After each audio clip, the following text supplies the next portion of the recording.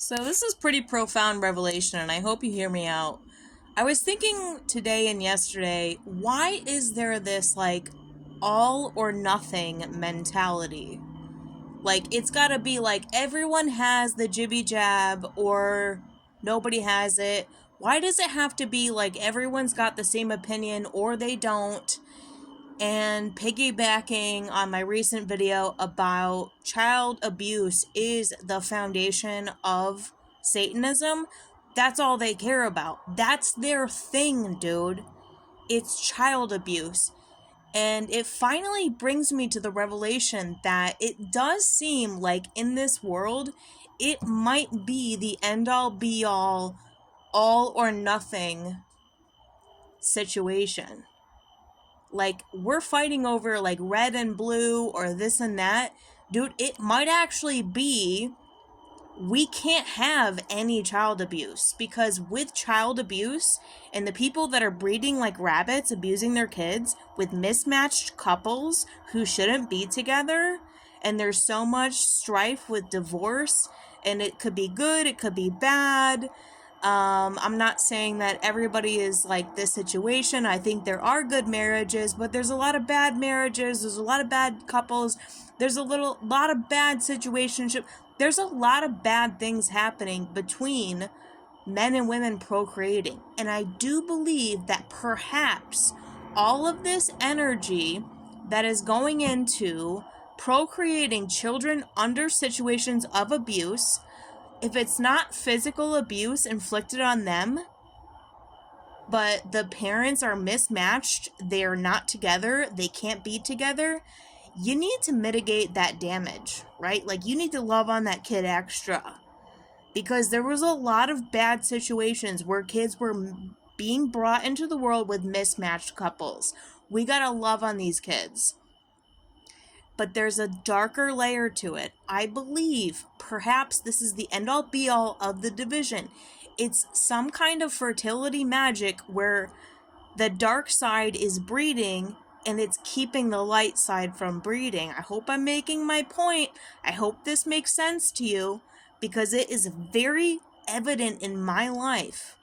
Because I've had very good relationships where nothing came to fruition and there was all this witchcraft around it. Why? Why are you so afraid of us procreating? Why is this the thing? It might be the absolute end all be all this or that. And everything else, I can say people can't be black and white. But when it comes to fertility magic in the world, I think there's something to it. I really do. In 2020, this is the worst thing ever, and I'm so sorry for saying this, but don't shoot the messenger. God was telling me that when two people create something, something is going to be just like them. It's going to be just like them. And I'm not saying that in the most benign situations, but in the most malignant situations, some signal went out to these people to breed like rabbits. And they did. And you saw evil pregnant chicks everywhere, breeding their seed, breeding their seed, breeding their seed. Everywhere, dude. It was like a signal went out to fucking breed. And it's a mass push of dark magic to keep from nice, normal, loving, not saying that these other kids aren't loving, but kids that are going to have parents who actually love each other in a situation that's actually going to be creative for God's will. That's what they're trying to stop. So you can pay attention to all the headlines and all of the discourse and all the stuff that's going on in the world, but at the very inception, it is the breeding of people.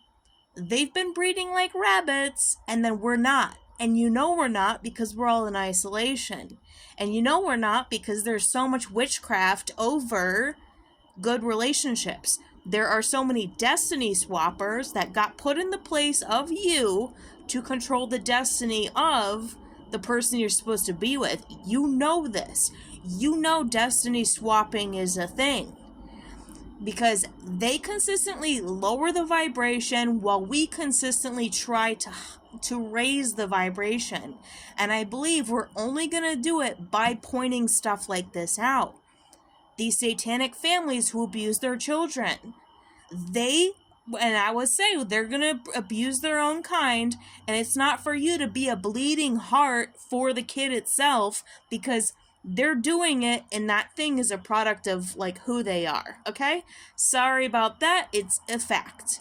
But there is fertility magic when they do that is imbalancing the scales for normal, loving relationships to come together for your own kid to be born. So it pays.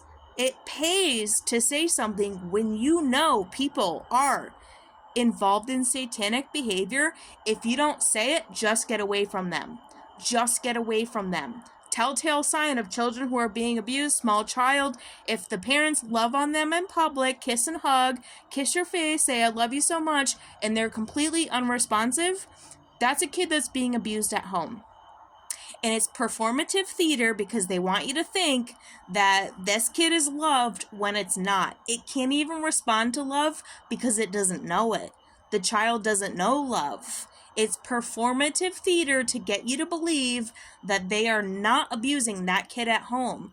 If a child is being abused at home, it will not respond to loving sentiments in public. And you can't be a bleeding heart for these kids because they're a product of their environment. They'll probably perpetuate their crimes. But what you can do is get away from them, first of all, and if it's bad enough, say something. Say something. Come away from these people. I've been long removed from these situations, and I am so grateful to God that I have.